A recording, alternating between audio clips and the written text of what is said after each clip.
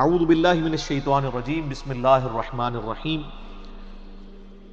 الف لام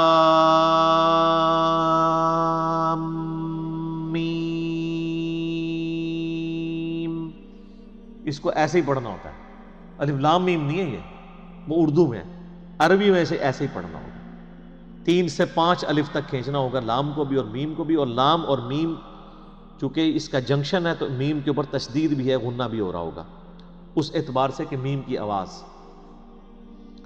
تو یہ حروف مقطعات ہیں، اس کے اوپر بڑے لوگوں نے تب آزمائی کی ہے، بڑی کوششیں کی ہیں، سنیوں میں بھی شیعہ کے اندر بھی۔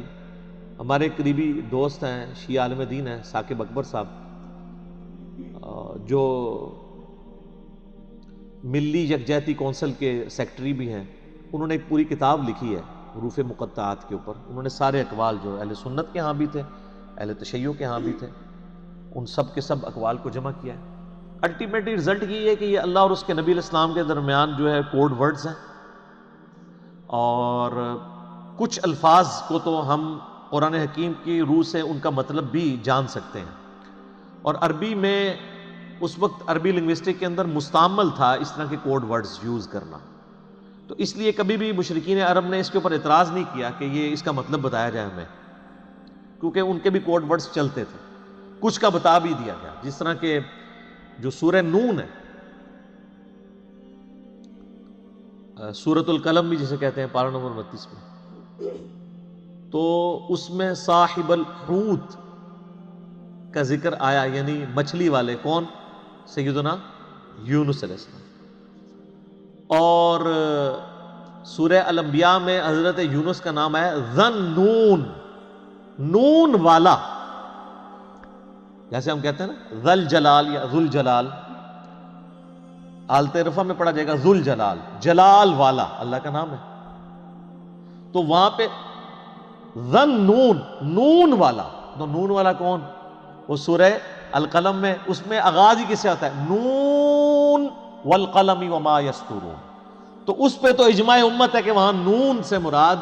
مچھلی ہے، اور عرب میں اس طرح کے کوڈ ورڈز یوز ہوتے تھے، مثلا یہ جو توئیں ہیں نا، یہ سانپ کے لیے سمبل کے طور پہ استعمال ہوتا تھا، اس کی شکل بھی آلموسٹ دیکھ لینا، کوبرا سانپ اگر ایسے کھڑا ہو اور یوں اس کی دم ہو تو یہ سمبل استعمال ہوتا تھا عرب میں۔ اور آپ مزے کی بات دیکھیں کہ جتنی صورتوں میں حضرت موسیٰ علیہ السلام کے واقعات آئے نا، سورۃ القصص ہے، سورہ طٰہٰ ہے، طٰہٰ بھی توئیں سے سٹارٹ ہو رہی ہے،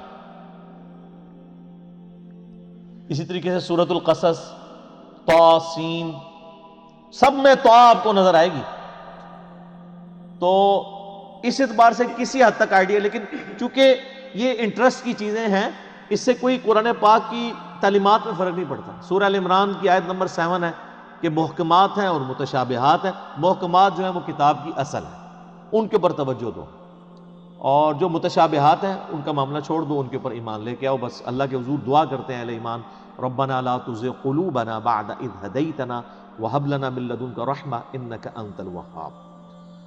آمین۔ تو اسی طریقے سے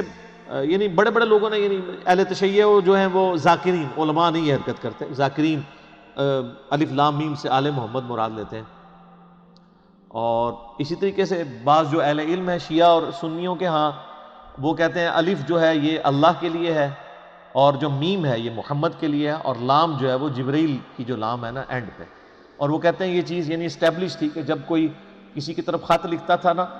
تو اس کے کوڈ ورڈ کے طور پہ جو لکھنے والا ہے اس کے نام کا بھی پہلا حرف لیا جاتا تھا، اور جس کی طرف لکھا جاتا ہے اس کے نام کا بھی پہلا حرف لیا جاتا تھا، اور جو بیچ میں میسنجر ہوتا تھا لے کے جانے والا اس کے نام کا آخری حرف ہوتا تھا، تو وہ بالکل فٹ ان بیٹھتا ہے، اللہ کا پہلا حرف الف، اور محمد کا پہلا حرف میم صلی اللہ علیہ وآلہ وسلم، اور جبرائیل کا آخری حرف لام۔ تو یہ بڑے لوگوں نے اس کے اوپر کام کیا، ایون امام ابن تیمیہ نے بھی اس کے اوپر کافی تباہ آزمائی کی ہے، بڑے لوگوں نے کیا ہے، تو اتنی گفتگو کافی ہے میرے خیال ہے، اصل تو میسج کو سمجھنے کی ضرورت ہے۔